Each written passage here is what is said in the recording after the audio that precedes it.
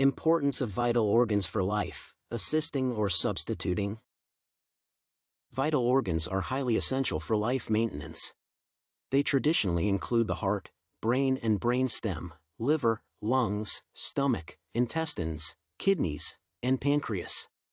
However, there are non-vital organs that are important for the human body as well, though their removal does not necessarily lead to death. Examples of these organs are the spleen, appendix, reproductive organs, and gallbladder. In addition, a loss of one paired vital organ or part of some vital organs, such as kidneys, lungs, colon, and stomach, also does not kill a human in the majority of cases. Vital organs have the most essential functions as they are necessary for survival. The brain is the control center of the human body. Using the nervous system and secreted hormones, it sends and receives signals to all organs. Moreover, the brain is also responsible for memory, thought, feelings, and general perceptions. Without the heart with its non-stop pumping, blood will not be delivered to human organs. Kidneys remove extra fluid and urea from the blood and participate in the process of waste removal. The liver filters the blood, produces blood clotting proteins, detoxifies harmful chemicals, and secretes bile for digestion. The lungs exchange carbon dioxide and oxygen with the blood. The stomach, pancreas, and intestines participate in the process of food digestion and the release of nutrients that subsequently enter the bloodstream. It is not possible to live in the case of any vital organ's complete removal. However, a human can live if parts of some vital organs are removed. For instance, people may live with only a part of the stomach, intestines, brain, and one kidney or lung.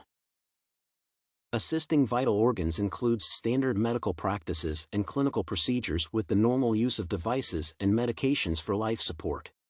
In turn, substituting vital organs that traditionally require more complex procedures and serious interventions implies the change of organs that have failed irreversibly for healthy ones or replace with specific devices. From the position of bioethics, it is obligatory to assist vital organs as they are essential for maintaining life. However, it is not morally obligatory to substitute organs as their failure sooner or later is a natural process. At the same time, there is an exception. It is ethical to substitute the vital organs of an otherwise healthy individual temporarily for improvement in the future. For example, dialysis is a practice of kidney substitution. Although injured or failed organs are not replaced with healthy ones, specific machines take their functions. Similarly, a respirator is a device for organ assisting as it supports the lungs by protecting its wearer from inhaling fumes, gases, vapors, microorganisms, dust, and other hazardous matter. Ventilation may be regarded as both lung substitution and assistance depending on the settings. Thus, failed lungs are substituted at first and supported in the case of improvement. Similar to ventilation, CPR is the practice of heart substitution from the beginning and heart assistance later when the situation is stabilized.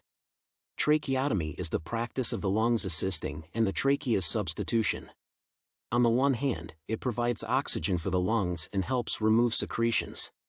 On the other hand, the tracheostomy tube replaces the normal passage of air through the trachea. In general, the Catholic ministry of healthcare perceives death as a natural process in God's will and faces its reality confidently and with faith. At the same time, healthcare institutions underline the significance of support for patients and their families in pain management and emotionally. Regarded as a gift from God, life should be valued and preserved, thus euthanasia and suicide are unacceptable. However, life-prolonging procedures are not always appropriate as well as people are not the owners of their lives. Thus, the Church emphasizes the necessity of care even when curing is impossible and asks to avoid the extremes of burdensome life-prolonging and death-causing procedures. An unconscious state is a person's lack or absence of response to painful stimuli and unawareness of the environment and oneself. Coma, prolonged unconsciousness caused by a brain tumor, traumatic head injury, alcohol or drug intoxication, stroke, or underlying illnesses. Persistent vegetative state, PVS, a consciousness disorder, or post-coma unresponsiveness, when a patient is only partially aware of the reality. Traumatic head injury, the brain's sudden damage caused by external forces that causes severe prolonged and even permanent changes of awareness. Brain hypoxia, a state of oxygen deficiency that affects the brain. It causes severe issues related to consciousness, such as inattentiveness, loss of memory, problems with movement, poor judgment, coma, seizure, and brain death. Epileptic seizure, the disorder of the central nervous system that causes periods of unusual sensations, behavior, and loss of awareness. Syncope, a temporary loss of consciousness caused by insufficient blood flow to the brain and sudden drops in blood pressure. Locked-in syndrome, a state characterized by awareness along with muscle paralysis. A patient is morally obligated to use proportionate and ordinary means of life maintenance. In addition, the individual characteristics of a patient should be considered for decision-making concerning appropriate treatment.